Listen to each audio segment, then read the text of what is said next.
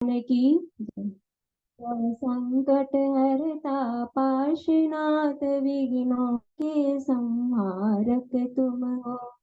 हे महामना हे क्षमाशील मुझ में भी पूर्ण क्षमा कर दो। यद्यपि मैंने शिव पथ पाया पर यह विघ्नों से भरा हुआ, इन विघ्नों को अब दूर करो, सबसे तिलहूँ निर्विघ्नतया। जय बोला आचार्य शांति सागर जी महाराज की जय। जय बोला परम पूज्य करणी प्रमुख श्री ज्ञानमती माता जी की जय। हमारे आज पार्श्वनाथ भगवान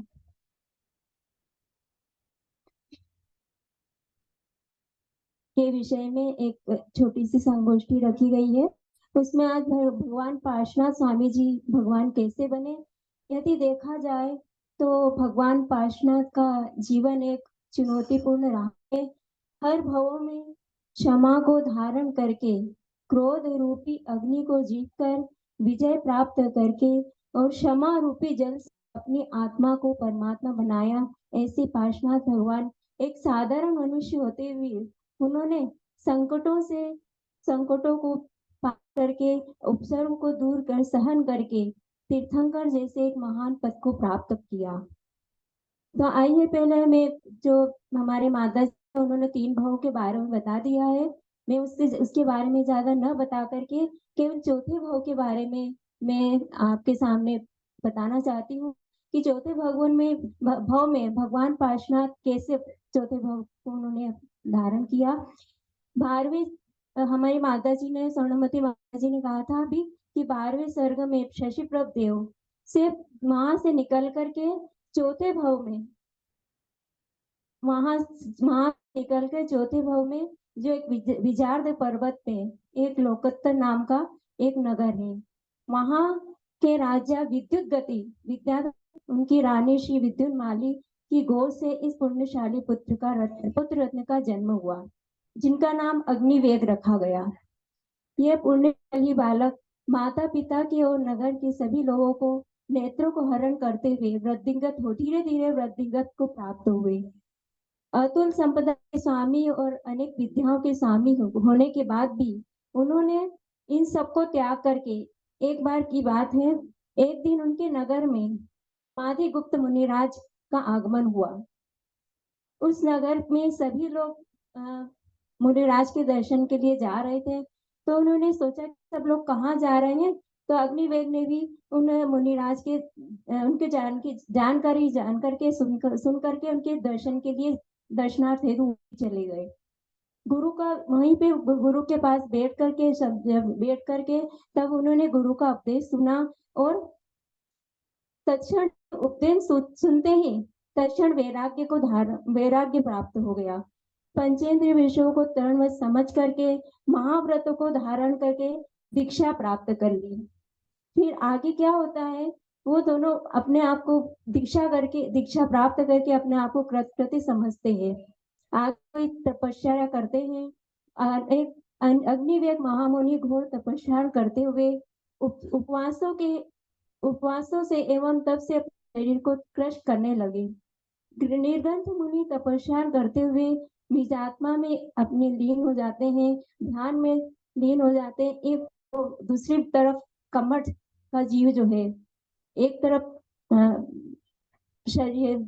अग्निवेग नाम के विद्याधर राजकुमार महामुनि बने थे और दूसरी तरफ वही कमठ का दोनों भाई जो दोनों का बेड़ चल रहा था, वही कमठ का जीव उसी गुफा के अंदर वो ध्यान कर रहे थे।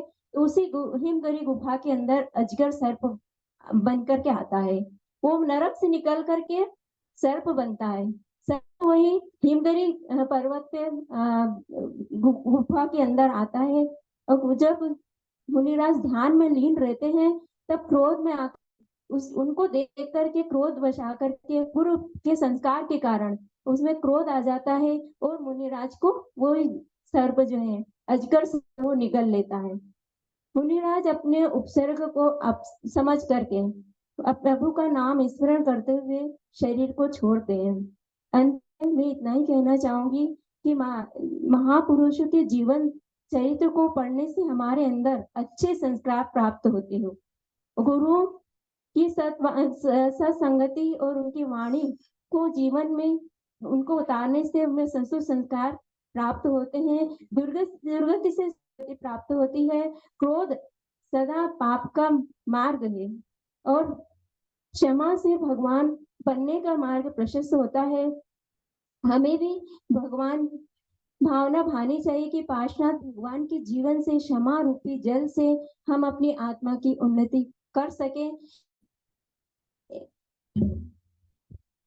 इसलिए 10 लक्षण धर्म में क्षमा को सर्वप्रथम स्थान दिया है और श्रावक जन और मुनिजन, श्रावक जन, साधु जन सामयिक प्रतिबंध करते हैं तो उसमें भी यही भावना भाते हैं, सभी जीव पर क्षमा करो, मैं सब पर भी क्षमा करो, सभी प्राणियों से मैत्री हो, बैर किसी से कभी न हो। भावना भाई यही भावना भाते हैं। इसी के साथ में भगवान और माता जी ने एक छोटी सी स्तुति में ये भी लिखा है, श्री गुरु का उपदेश ग्रहण कर नित्य हृदय में धारे हम, क्रोध मान मातिक तजकर विद्या का फल पावे हम, सबसे मैत्री दया क्षमा हो, सबसे वत्सल भाव रहे, सम्यक ज्ञान मति प्रकटित हो, सकल अमंगल दूर। इन्हीं भावनाओं के साथ मैंने पार्श्वनाथ भगवान के जीवन से हमको अच्छे संस्कार प्राप्त हो, यही भावना हमको भाने वाली जो बोला। परम पूज्य गणित प्रमुख श्री ज्ञानमती माता जी की जय।